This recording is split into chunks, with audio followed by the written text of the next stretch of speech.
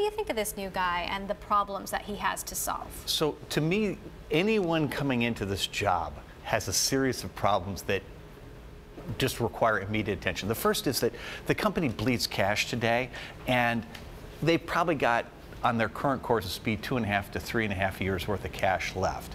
And that doesn't seem like the wisest course of action. That is assuming no negative settlement on the Waymo lawsuit litigation with Google.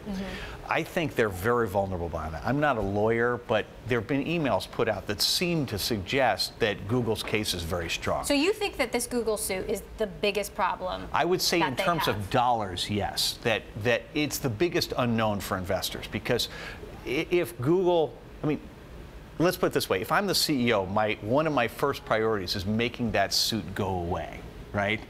And one of the best arguments for having a new CEO is that they can come in, do a mea culpa, and try to negotiate a way out of it. What's the worst case scenario for Uber in this situation? Well, I think that the worst case scenario is that they owe more money to Google than they can pay. And that would obviously be a very ugly scenario. And to me, hopefully there's some solution where Uber exits the self-driving car business, you know, that they stop trying to develop their own, they make a deal to use Waymo technology everywhere, and they pay some penalty, I don't know, something like that. Whatever it is, you're trying to settle for something less than the cash you have on the balance sheet. And then the CEO's got to go in and actually fix the operation.